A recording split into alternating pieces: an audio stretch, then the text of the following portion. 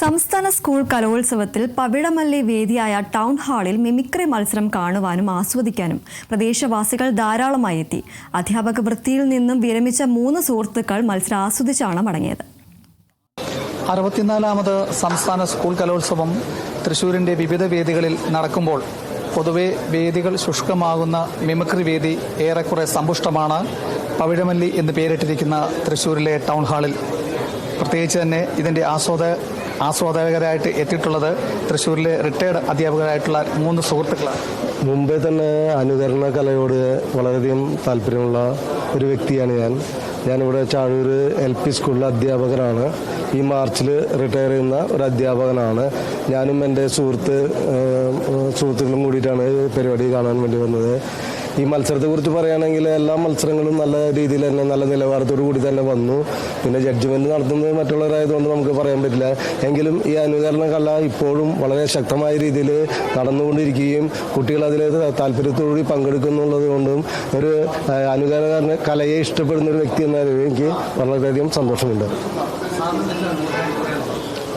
എന്നെ സംബന്ധിച്ചിടത്തോളം ഞാൻ പറയാനുള്ളതെന്ന് വെച്ചിട്ടുണ്ടെങ്കിൽ എടുത്ത കല വളരെ പെർഫോമൻസാണ് എല്ലാ കുട്ടികളും കാഴ്ചവെച്ചിട്ടുള്ളത്. കൊച്ചുകുട്ടികളുടെ ഈ പ്രോത്സാഹനത്തിന് നമ്മളുടെ മോട്ടിവേഷൻ കൊടുത്തവരെ ഇനിയും വളർത്തിക്കൊണ്ടുവരുന്നുള്ള അഭിപ്രായക്കാരനാണ് ഞാൻ. നല്ല രീതിയിൽ തന്നെ ഇവിടെ എല്ലാ പ്രകടനവും നല്ല രീതിയിൽ വെച്ചിട്ടുണ്ട്. മിമിക്രി കലയോട് ചെറുപ്പം മുതലേ വളരെയധികം താല്പര്യമുള്ള ഒരു വ്യക്തിയാണ് ഞാൻ. അപ്പോൾ ജില്ലാ ലോകങ്ങളിലൊക്കെ ഞാൻ ഇത് കാണാറുണ്ട്. കലോത്സവ കമ്മിറ്റികളിലൊക്കെ പ്രവർത്തിക്കാറുള്ള ആളാണ്. അപ്പോൾ അതുകൊണ്ട് റിട്ടയറായിട്ട് 3 വർഷമായി. എങ്കിലും ഈ കലോത്സവം നമ്മുടെ ജില്ലയിൽ നടക്കുന്നു എന്ന് കേട്ടപ്പോൾ രാവിലെ തന്നെ വന്നു. ആദ്യമായിട്ട് ഈ മിമിക്രിയുടെ വേദിയിലാണ് വന്നത്. വളരെ ഇഷ്ടപ്പെട്ടു. ഒന്നിനൊന്ന് മെച്ചപ്പെട്ട പരിപാടികളായിരുന്നു ഇവിടെ നടന്നത്. വളരെ സന്തോഷമുണ്ട് കാണാൻ സാധിച്ചത്.